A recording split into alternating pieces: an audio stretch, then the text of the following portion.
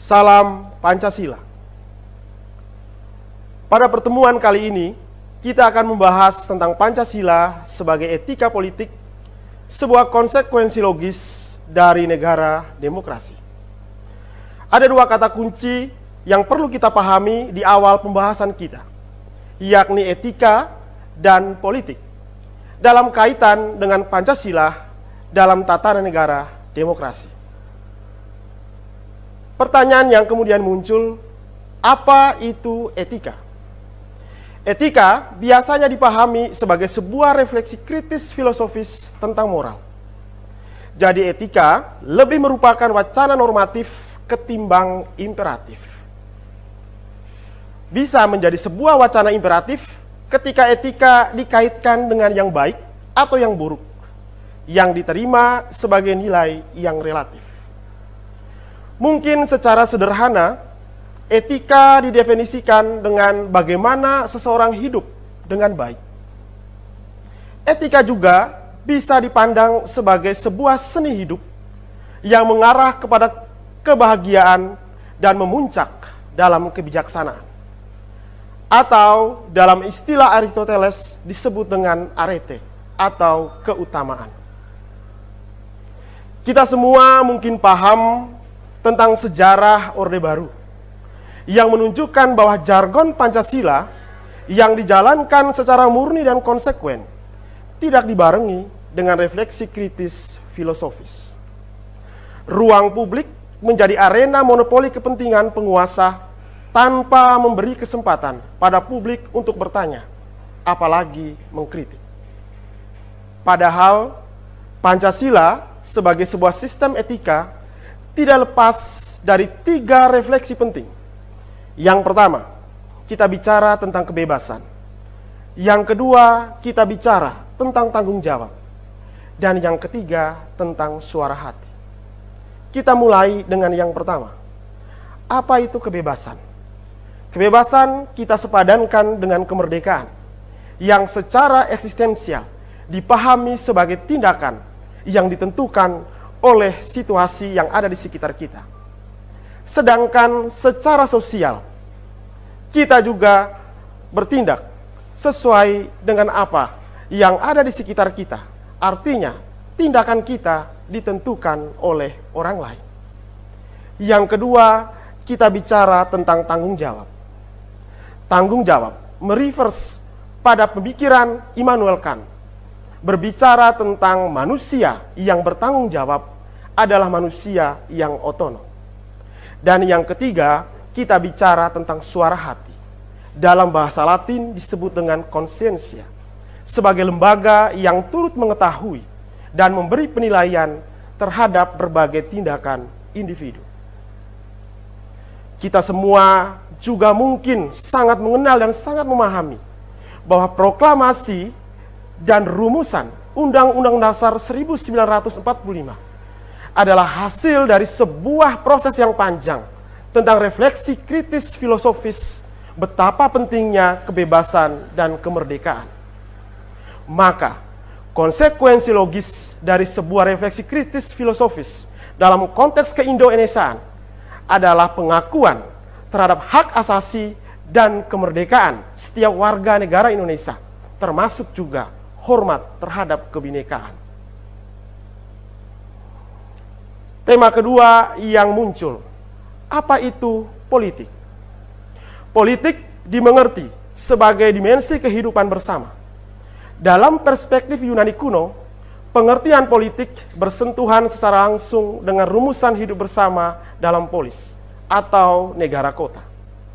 Secara normatif, politik bertaut erat dengan urusan kesejahteraan umum atau res publica dalam sebuah negara.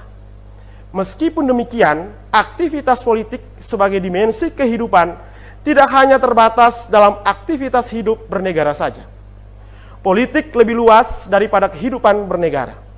Salah satu dimensi dari hidup bernegara adalah politik sering secara gamblang diterjemahkan dalam praktek kekuasaan. Politik adalah perkara kekuasaan.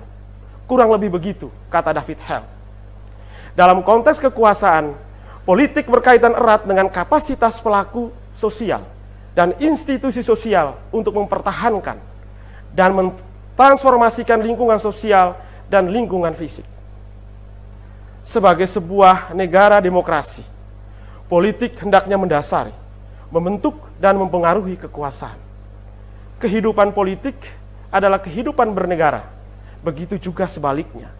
Kehidupan bernegara mengandaikan ada kegiatan politis di dalamnya. Dengan demikian, praktek politik hendaknya menembus ranah kehidupan publik dan kehidupan privat. Lalu pertanyaan yang berikut, apa hubungan atau bagaimana korelasi Pancasila dengan etika politik? Kalau orang menuntut keadilan, berpihak kepada korban, memperdaya masyarakat melalui civil society, membangun demokrasi, bukankah semua itu merupakan upaya untuk mewujudkan etika politik yang Pancasialis? Atau malah sebaliknya, etika politik baru ramai diwacanakan, ramai didiskusikan, bahkan diteriakan dengan lantang jika penggunaan kekuasaan dan kedaulatan negara menuntut legitimasi moral. Sebut saja konflik sosial, korupsi, kolusi, nepotisme, kekerasan dalam bentuk apapun, diskriminasi politik, identitas yang dangkal, dan eksploitasi ekologis yang merendahkan martabat manusia tidak pernah terjadi dalam sebuah ruang kosong. Semua tindakan yang tadi saya sebutkan terjadi dalam relasi antara rakyat, pemerintah, dan pemilik modal. Ruang publik demokrasi harus diakui sebagai ruang yang multitafsir. Hak-hak asasi dilindungi oleh pembatasan kekuatan melalui hukum, aspirasi, dan suara rakyat yang terwakili. Dengan Pancasila sebagai ideologi negara, kehidupan politik demokrasi Indonesia memiliki dimensi etis. Artinya, Pancasila dijadikan landasan etis dalam praktek kehidupan berpolitik dan berdemokrasi. Hal yang mungkin perlu kita angkat dalam pembahasan ini, Pancasila harus menjadi grand design, sekaligus menjadi habitus dalam sebuah sistem politik. Pertama, Pancasila sebagai diskursus etis. Dalam konteks filosofis, diskursus dikaitkan dengan pembicara, isi, dan pendengar yang bergerak secara bebas dan saling menghormati. Sejarah membuktikan bahwa Pancasila adalah hasil dari sebuah diskursus panjang, sebuah diskursus filosofis dan politis yang dimulai dari sidang pertama BPU PKI. Pancasila merupakan titik pijak kebersamaan dan orientasi sebagai sebuah bangsa. Karena sebagai sebuah norma, Pancasila bukan lagi diterima sebagai sebuah konsep yang abstrak, sebagai sebuah wacana, tetapi sebagai sebuah hasil yang memiliki konsekuensi yang rasional. Yang kedua, Pancasila sebagai urgensi etika politik. Ada 3 hal yang mau saya tekankan berkaitan dengan Pancasila yang memiliki urgensi etika politik. Pertama, betapa kasar dan tidak santunnya suatu politik. Tindakannya membutuhkan legitimasi. Di sini menjadi celah bagi etika politik untuk berbicara kepada otoritas. Yang kedua, etika politik berbicara dari sisi korban. Korban akan membangkitkan simpati dan protes terhadap ketidakadilan. Keberpihakan kepada korban tidak mentolerir politik yang kasar. Jeritan korban adalah berita duka bagi politik yang etis dan bermartabat. Yang ketiga, pertarungan kekuasaan dan konflik kepentingan yang berlarut-larut akan membangkitkan kesadaran betapa perlunya penyelesaian yang mendesak dan adil dengan mengacu pada etika politik yang santun dan bermartabat. Kita ke poin yang ketiga, masih berhubungan tentang pembahasan kita yang sebelumnya, Pancasila sebagai grand design, sekaligus sebagai habitus sistem politik. Poin yang ketiga berbicara tentang Pancasila sebagai habitus politik yang santun dan bermartabat. Aristoteles mengatakan bahwa keutamaan atau arete diperoleh bukan pertama-tama melalui pengetahuan, tetapi melalui habitus. Singkatnya, habitus adalah proses mengolah wacana menjadi sebuah tindakan konkret. Dalam konteks Indonesia, Pancasila tidak berhenti pada episteme, tidak berhenti hanya sebagai pengetahuan, tidak berhenti hanya sebagai konsep, namun harus menjadi bagian dari habitus hidup bersama. Meminjam istilah yang digunakan oleh Pierre Bourdieu, beliau menggunakan istilah embodied disposition. Bagaimana Pancasila itu menjadi bagian dari tubuh dan jiwa warga negara Indonesia. Pancasila tidak mendeterminasi, tidak menentukan, tetapi memberi orientasi. Pancasila tidak mentransformasi, tetapi juga memproduksi sikap etis, politis yang santun dan bermartabat. Konkretnya, bagaimana saya, Anda mengaktualisasikan Pancasila sebagai habitus politik yang santun dan bermartabat? Merujuk pada pendapat Paul Ricoeur, tujuan etika politik adalah mengarahkan ke hidup yang lebih baik, bersama dan untuk orang lain, dalam rangka memperluas lingkup kebebasan dan membangun institusi-institusi yang adil. Sejalan dengan pendapat Ricoeur, dan dalam konteks Pancasila sebagai landasan etis, terdapat 3 tuntutan. Yang pertama, upaya hidup baik bersama dan untuk orang lain. Yang kedua, usaha untuk memperluas kebebasan. Dan yang ketiga, membangun institusi-institusi yang adil. Ketiga tuntutan ini tidak bisa dilihat secara terpisah. Ketiga tuntutan ini memiliki hubungan yang saling terkait erat. Hidup bersama dengan baik dan untuk orang lain tidak mungkin terwujud kecuali apabila pluralitas dan di dalam koridor institusi-institusi yang adil. Kebebasan hendaknya mendorong setiap warga negara untuk bertindak saling menghargai, untuk tidak saling merugikan, untuk tidak saling menindas, bahkan menghisap martabat sesama manusia.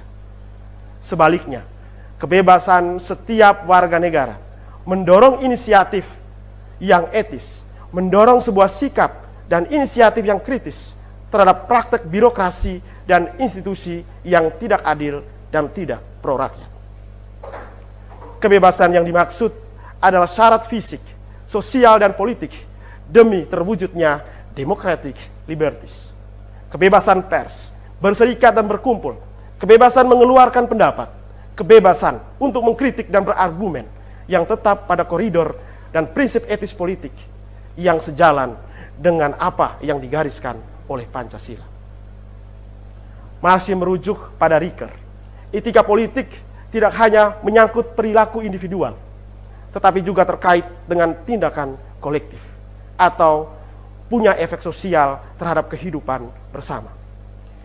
Dan dalam konteks keindonesiaan, Pancasila menjadi norma etis kolektif yang mengatur hidup berbangsa termasuk dinamika politik. Dalam etika individual, kalau orang mempunyai pandangan tertentu, bisa langsung diwujudkan dalam tindakan.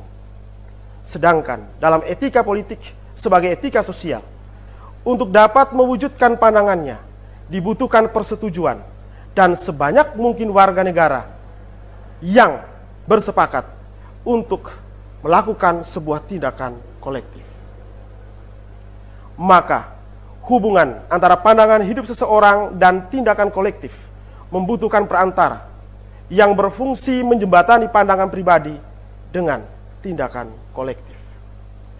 Perantara itu bisa simbol-simbol agama, demokrasi, nilai-nilai keadilan, kebebasan, kesetaraan, kejujuran, integritas, dan toleransi. Melalui simbol dan nilai, para penguasa maupun politisi diharapkan mampu meyakinkan sebanyak mungkin warga negara agar menerima pandangan dan mampu untuk mendorong pada tindakan bersama yang etis dan bermartabat. Politik juga disebut etis karena mengandung seni beretorika yang santun, melalui bicara dan persuasi, bukan manipulasi, bukan hoaks, bukan kebohongan, bukan juga kekerasan. Etika politik yang berlandaskan Pancasila harus kritis terhadap manipulasi atau penyalahgunaan nilai-nilai, termasuk juga simbol-simbol tertentu. Singkatnya, etika politik yang Pancasilais berkaitan dengan konstruksi sistem sosial, politik, ekonomi, budaya yang menghargai dan menjunjung tinggi kebebasan bagi sebuah tindakan kolektif. Secara ideal, konsekuensi politis etis dari sebuah negara demokrasi tercermin melalui praktik pemerintahan yang menghargai dan mengakomodasi pelaksanaan trias politika dengan tetap mempertimbangkan prinsip kebijaksanaan. Dalam pengertian itu, penting untuk dilakukan pemisahan terhadap kekuasaan yudikatif, eksekutif, dan legislatif. Konsekuensinya, dalam praksis kehidupan berdemokrasi, legislatif tidak boleh ditundukkan dan didominasi oleh eksekutif. Begitu juga dengan yudikatif. Harus mandiri dan bebas, tanpa tekanan, tanpa intimidasi, untuk bersama-sama menentukan kepentingan masyarakat sebagai sebuah bangsa. Akhir dari pembahasan kita, Pancasila sebagai sebuah etika politik menjadi landasan berpikir masyarakat dalam rangka mewujudkan ideologi negara yang luhur ke dalam realitas politik yang nyata. Nilai-nilai etis Pancasila seperti kebebasan yang sepadan dengan kemerdekaan, kemanusiaan yang universal, kehidupan bersama yang adil, dan solidaritas sosial yang berdaya emansipatif, hendaknya bukan lagi hanya sebatas sebuah wacana, bukan lagi hanya sebatas sebagai sebuah konsep, tetapi harus bisa diterjemahkan secara rasional dalam tindakan etis dan bermartabat. Demikian pembahasan kita tentang Pancasila sebagai sistem etika dalam sebuah negara dengan tatanan demokrasi. Saya Indonesia, saya Pancasila.